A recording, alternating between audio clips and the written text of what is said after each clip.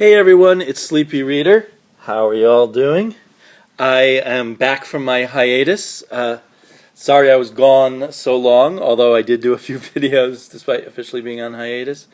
I just needed to clear my thoughts, or I thought I needed to clear my thoughts. Or I should say I would have liked to have cleared my thoughts even more than I did. But anyway, I missed making videos too much. So here I am back, and I thought I'd just kick off by going over some of the highlights of my comic book reading of the past month. There's a lot. There's so many good comic books coming out now. I'm probably not even going to cover all of them, and I can't even find all of them scattered around my house. But for starters, we've got the Rat Queens, which I got in the first trade, one of those nice, cheap image trades for $10. And after acclimating to the art a bit and getting through the first issue, getting through is the wrong word, but I mean, I didn't totally click with me on the first issue. By the second issue, I really loved it. I really loved the characters. They're so sharply delineated and just sort of fun characters to spend some time with. And I loved the kind of take on the different magical races and such. So it was a really fun, zingy, exciting, cool read. It's definitely for a mature audience. I would not give it to younger teens, or certainly not to small kids. The language and the intensity of the violence, even though it's done for laughs, it's very intense violence. I mean, I would have liked the book just as much if they weren't as, so bone-crunchingly brutal or honest about what the violence is like. On the one hand, the violence is very graphic, but on the other hand, our heroes so far are always cured by magic after the bones are sticking out of their body or whatever, which is a little bit, not a criticism of the book per se, but it does feel a little bit like it's cheating. Oh, we're going to go all realistic and then we'll wipe away the problems anyway. Part of me wishes it was younger kid friendly because my daughter would love these characters in a cleaned up fashion, but that's just not what this book is about. So looking forward to more. I think I'll just keep collecting it in trade because I really enjoyed reading it this way. Another huge highlight has been the Rebooted Daredevil. All cynicism about reboots and stuff, and is gone away. I mean, they really do have a lot to say, a lot to do with Daredevil in his new home of San Francisco. They're really dealing with that in the best possible way. It doesn't feel like it's just a gimmick and an excuse for a reboot. So it's very organic and interesting, and some new interesting characters are being introduced. There's kind of a mystery about what's happened to Foggy since, anyway, I'm real curious about that. I don't want to spoil it for anyone who hasn't read these yet. They don't give away, but even the nature of the mystery about Foggy is an interesting kind of thing. I did, because it was going up in price, and I kind of have a thing about buying $4 books from Marvel, I added it to my Marvel subscriptions, which I get for about $2 an issue. Once you subscribe to them, your newer subscriptions you get at an even better discount. So I have a bunch of ongoing subscriptions with Marvel, and I get them at a nice discount. So certainly for what I'm paying, it's worth it. I think it would be one of the few Marvel books I would have not been unhappy afterwards when I paid $4. But so often I'll pay $4 and be disappointed that I just have decided to avoid all the $4 books, except by this workaround. And a lot of other Marvel books I'll just be reading when they come on my Marvel app. But Thor God of Thunder is another one I subscribe to, and it continues to be a real highlight, as much for the art as for the story, but the story is very good, with lots of old Thor and some cool twists in the world of new Thor, or current Thor, with battling this evil corporation. So yeah, a lot of fun. Not a whole lot to say, but it's just good. It's back to being good again. Okay, here, it's hard. I would almost say, oh, Daredevil is my favorite comic. Here might also be my favorite comic. I'm just loving Ms. Marvel. The cover art is entirely different from the interior art, so that's can be a bit of a shock. But I really love the interior art. It has it reminds me of like just a really high quality illustrated children's book kind of art. Um, and it just really somehow fits. I wouldn't have thought it would. And when I first looked at the art, it didn't immediately click with me, but I really like it now, and I like the way it's colored. And I love the characters and the pacing of the story. And this is a great comic book to give to a 13-year-old kid. But at the same time, I can really enjoy it and really appreciate it. There's a cliffhanger at the end of issue 3. I'm sure it won't amount to a lot. One, I'm really getting tired of it looking like the hero's been killed at the end of the issue. That's just been happening so much lately. And I would love to see our hero start dressing in the costume they show on the cover. I assume eventually that is the costume they plan to have her in. So far she dresses in a retro Ms. Marvel costume with blonde hair. I mean, she just by the will of her own mind creates her costumes anyway. So anyhow, if this continues this way, it's going to continue to be one of my favorite superhero comic book, which is extra great in my mind because I'm really happy to find high quality lead female characters. I've actually been reading Ms. Marvel with my daughter. I didn't read the last issue with her. I want her to not be left with the rather painful cliffhanger, because at her age that's a little hard to take. As I said, this is all kind of random. I really continue to like Mercenary Sea, and this issue has more underwater submarine scenes, and I feel like the artist Matthew Reynolds really excels here. He just creates atmosphere under the water and at sea extremely well, and this still has a bit of a cliche adventure feel to it, but of a kind that I like. But it also feels like it's maybe going to go in some directions by the end of this issue, that I can't quite predict. So, yeah, I'm really enjoying Mercenary Sea. Everything here is what I enjoy, so I feel funny. Conan the Avenger. I got kind of sick of Brian Wood's take on Conan, to tell you the truth, and I felt like it was wishy-washy and all over the place and inconsistent. And being kind of an old-time Conan fan, I guess I just have too many ideas of what Conan should be like.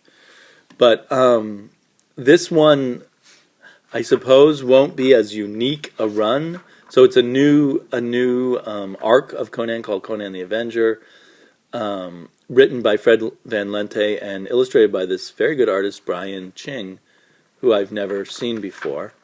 But Conan, a lot of Conan is in the art, I think, and I really like the way he portrays Conan and the characters around him. It feels like a fun Conan, but back to the basics of Conan too, but just written in paste and drawn in a really enjoyable way. So if you're an old-time Conan fan like I am, I definitely recommend jumping on Conan the Avenger. Red Lanterns. I keep thinking Red Lanterns is gonna... Red Lanterns just can't be this good, right? But it just keeps staying really good, even with the crossover with Supergirl.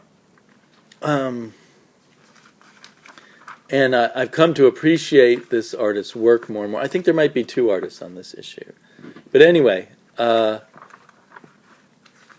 just saying Red Lanterns is really good. So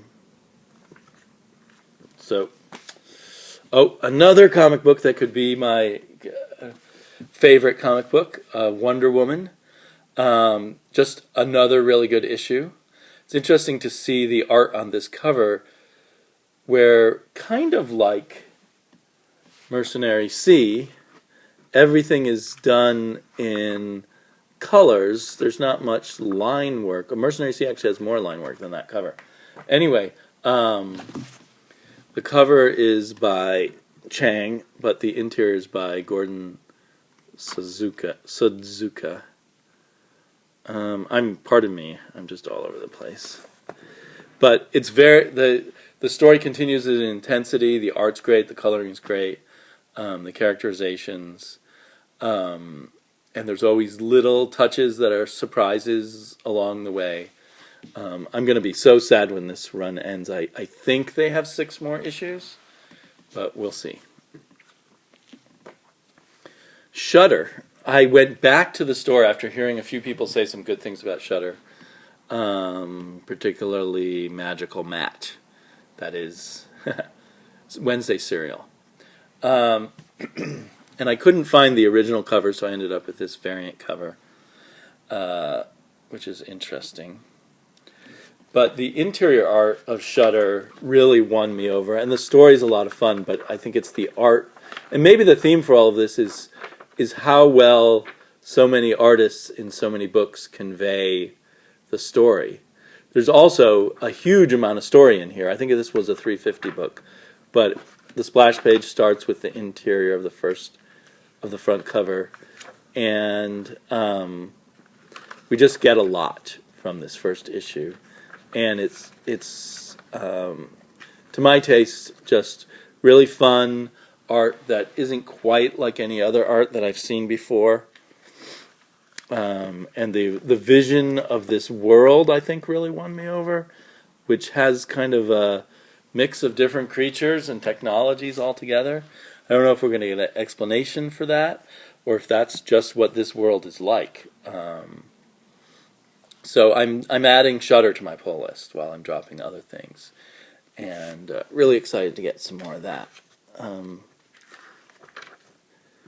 But it's definitely, this definitely focuses me, realizing all this month, when I've really enjoyed a comic book, it's been both the writing and the art, just being something that really conveys the story well. And adds so much to the story that, some other artist might not have added. And Justice League 3000 is much like that. It's the return of Howard Porter. And as I was reading it, it was very funny and amusing, but I was also, we get to see so many different planets and places, all of which are designed with loving detail and characters by Howard Porter. I assume he does all the designs. I suppose Keith Geffen who's involved in the plotting, might be adding to it. But, look at that beautiful picture at what I would think is a very hard angle to draw of, what is this, the planet Idol, home and headquarters of the Five, the evil Five, who rule the galaxy or several galaxies. So there's just so much work done in this creatively by the artist. From costumes to aliens to cities to planets, but the characterization here, for a while, some people who didn't like Justice League 3000 mentioned that the jokes were getting repetitive and stuff. I feel that didn't bother me, but I saw what they were saying. But now I'm seeing all the characters evolving and being explored more deeply, and learning more about the villains, and it's just really rich stuff, and it really is evolving and changing, and sort of exploring its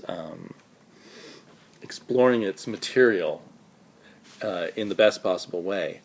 And we're also getting lots of humor, and like this teeny tiny, shrunken down Green Lantern. This was a real highlight for me, and I was expecting to really like it and have fun, but it really topped itself. Justice League 3000. Swamp Thing was really good. As always, it's kind of boring to keep reporting that. Charles Soule is just doing wonderful stuff with Swamp Thing. There was a little bit of a feeling of repetition with the Swamp Thing, once again getting his powers or his body stolen from him. But after an issue where it just didn't seem quite as good as always, it's all clicking together and coming back together in new and interesting ways, and adding new stuff to the mythology. There's this avatar of the mold, which is a little bit cheesy, but it didn't bother me. I just thought it was fun, and it's something more for Charles Soule to play with. I'm sure we'll be seeing that come back. And, we've got an evil corporation, and that was a bit of a cliche, but at the end of the book, there's a twist on that, and it comes back much more closely to the Swamp Thing than we realized, and obviously will come to play in other ways. And another nice thing that Charles Soule has been doing here is, when he started out, it was kind of the Swamp Thing by himself when he started his run, but he's been accumulating more and more of a cast of characters around the Swamp Thing, a new cast of characters that we haven't seen before Soule's run. And he adds at least one more, perhaps two more in this issue. And the interactions between all of them are really fascinating, and I feel like the story just keeps getting richer and richer. And of course, really great art from Jesus Saez. I think he had an assist from another artist too. It felt almost like the coloring style changed, although it's still the same colorist. It has more of a grayish shading, maybe in honor of the mold. I don't know. Anyway, lots of cool stuff going on here. So it's just like one happy comic book reading experience after another. Earth 2. Earth 2's been one of my... It's always been a book I liked, and since Tom Taylor came on, it's become a real big favorite. And this issue just got even better. If I have any complaint, it would be that it was a really quick read, but partially because so many exciting things had been set in motion. And a nice large bit on one of my favorite new characters, which is the Lois Lane Red Tornado. Another really well done, strong female character. Another, and it cannot be emphasized, how incredibly great Nicola Scott's pencils have become. I mean, she was always really good, but it's like each issue it gets even more intense and detailed and exciting to look at. So yeah, I was really, really, really, really happy with this issue. Can't wait to see where it's all going to go. A little nervous because they're going to do an Earth 2 weekly called World's End. It's not going to be by Tom Taylor, and I'm just worried it will sort of tear into Tom Taylor's fantastic story that he's telling. Hopefully it can be kept separate, and it will all work out. I'm now thinking of Tom Taylor as, what comic books would it be great to put Tom Taylor on? Maybe a Superman book in the main DC universe, or maybe The Flash, or maybe Green Lantern. I mean, he just seems really good at this superhero stuff. On the whole opposite end, the slow-moving, non-violently so far, not even sexual, despite the fact that it looks sexual, and obviously there's a lot of sexual tension under the surface, because the main purpose of one of these robots, like Ada, is to have sex with her. But our hero has not had sex with her, and he is, through the underground, given her sentience. So now we get to explore that sentience, and it's just done really well. It's a great sort of first issue of Ada as a self-aware being, and what that means, and how it plays out between the two characters. So, still loving Alex and Ada. Definitely an example of one of the really strong science fiction comics coming out from Image, and one that has been just going strong for 16 issues is Clone, and it just doesn't stop. It's just great. The artist has been the same artist the whole time.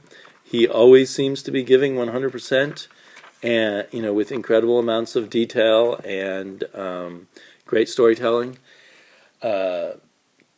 And the writers, I think it's a team of writers. I think they work they're TV writers and they work in a group, but they have just done an amazing job of keeping the suspense rolling each issue and bringing in new elements each issue.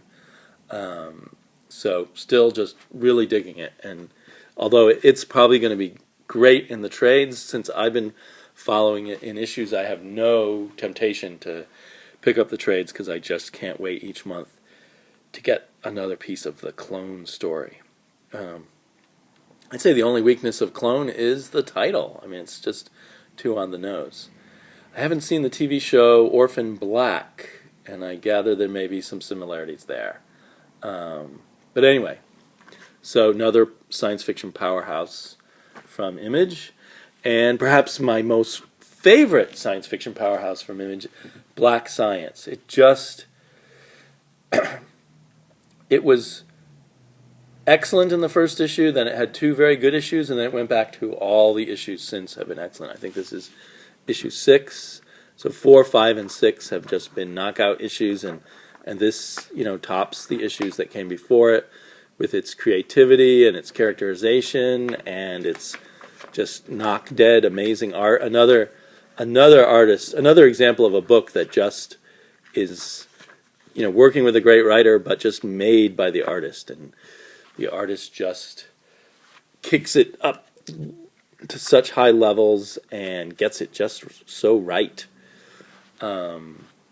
Black Science, it's just an incredible book. It's an incredible book. So I guess those are kind of my biggest highlights, and I'll mention some honorary mentions. Scooby-Doo Team Up. Issue 4, I haven't got all the issues, but and obviously you don't have to get them. They're all complete in one issue. This one they team up with the Teen Titans Go. It was so much fun to read with my daughter. So much fun. It was done so well. If you like Teen Titans Go or Scooby-Doo and you like just a fun kids comic, it's great. Really enjoyed reading it with my almost 6-year-old daughter now. She's counting down the days to her birthday, which will be near the beginning of June. So, and then another one which is not intended to be a children's comic, I suppose, but at least judging by the first issue, the second issue hasn't come in the mail yet. But my daughter and I just had a fantastic time reading The Silver Surfer together. And if you like Mike Allred art, I think this is the best Mike Allred art ever.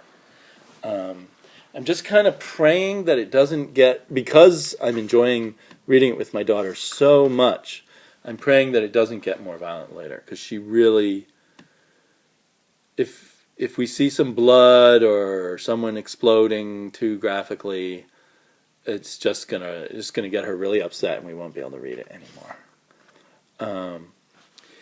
It does, as an adult, if I were just reading this for wanting my adult Silver Surfer fix, I think I'd be a bit disappointed.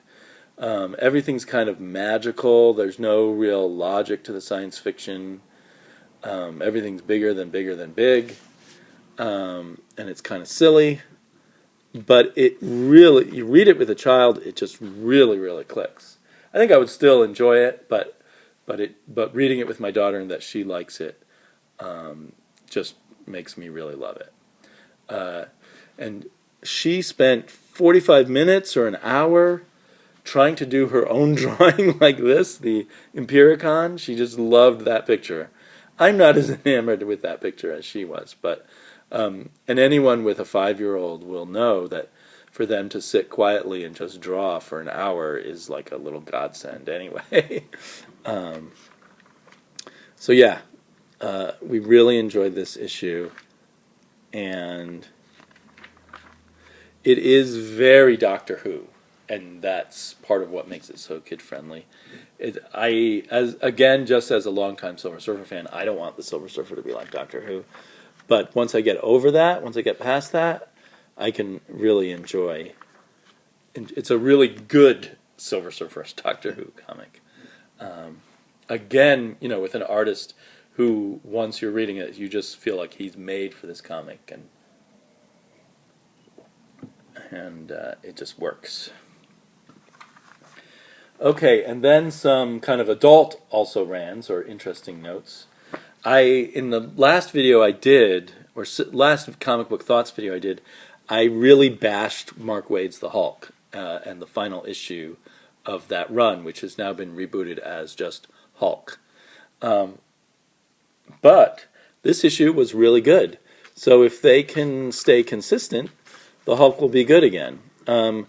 I've had so much bad luck with this, I'm not going to renew my subscription, but I might, once the subscription ends, I might get the trades or something, if it appears to continue to be good. If it really does, even though I don't love Mark Bagley or think of him as an ideal Mark Waid artist, he does a good job, and if he stays consistently as the artist on it, that would help a lot, I think. So that's an honorary mention. And then another honorary mention is Batman Eternal, which I'm enjoying a lot, particularly issues 1 through 4. And my take on it is it's a bit on the nose. Like, the bad guys are obviously bad, and anyone in Gotham can tell, the obvious manipulations of the mayor and the new commissioner that they put in Gordon's place, and all of those things are just so obvious. But it has this nice soap opera rhythm to it, where you get a little more of the story in each episode, and you feel the breadth of the ensemble cast. Now, issue 5 did not have that same rhythm and that same soap opera feel. It had some interesting stuff, and it also had some kind of lumpy storytelling, if you will. It just didn't flow as nicely as the other issues. And it was scripted by James Tynion, who I just have not liked in the past as a comic book writer. Maybe I went in with a bit of a prejudice. So I'm hoping that most of Batman Eternal will resemble these first 4 issues. I didn't hate this 5th issue by Tynion, and there was some interesting character work, particularly with the female characters. And obviously a lot of these elements come from other writers in the series, from probably most of all from Scott Snyder. But this nanotechnology that's inside some sick kids, it seemed kind of very vague and hand-wavy and not... It just annoyed me. And it was not clear, like,